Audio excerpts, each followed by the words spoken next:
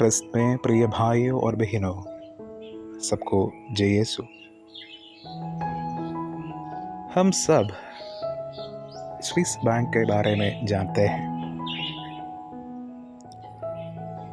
Swiss bank में हमारी विशेष आस्था है ना? सभी का मानना है कि वहाँ निवेश करने से कभी घाटा नहीं होगा।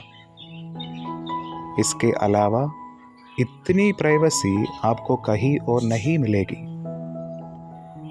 स्विस बैंकों में ग्राहक विवरण बहुत सुरक्षित है। अगर कल हमें उनके बारे में कोई बुरी खबर भी सुनने को मिले तो भी हम जल्दी अपनी विश्वसनीयता नहीं खोएंगे। चलिए मान लेते हैं कि वो खबरें फर्जी है, अन्यथा हम बैंक के खिलाफ नहीं होंगे, क्योंकि हमें बैंकों पर इतना दृढ़ विश्वास है।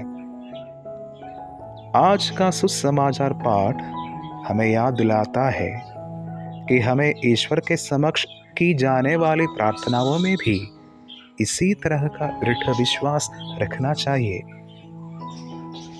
आज के सुसमाचार में हम उस भाग पर ध्यान देंगे जहां ईसा मसीह हमें विधवा और न्यायाधीश के दृष्टांत के माध्यम से सिखाते हैं कि हमें बिना किसी डर से लगातार प्रार्थना करनी चाहिए। वह न्यायाधीश ईश्वर से डरने वाला या मनुष्यों का सम्मान करने वाला व्यक्ति नहीं है। फिर भी न्याय का विश्वास न जगाकर उस विधवा बार बार अनुरोध करती रहती है। उस विधवा के लिए तत्काल परिणाम उनका लक्ष्य नहीं था, पीड़ा से प्राप्त अच्छाई का परिणाम था उसका लक्ष्य।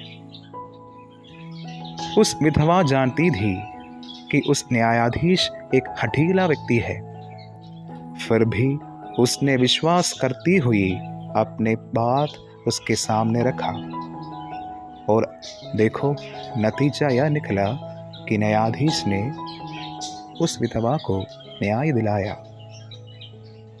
प्यारे मित्रों, ठीक उसी प्रकार होना है हमारा विश्वास भी। हमें एक बात पर ध्यान रखना है कि जो बात हम ईश्वर के सामने रखते हैं उसमें भलाई होना चाहिए। जब हम विश्वास के साथ प्रार्थना करते हैं तो जिससे हम विनती करते हैं वह हमें कभी नहीं छोड़ेंगे। हम प्रार्थना करें।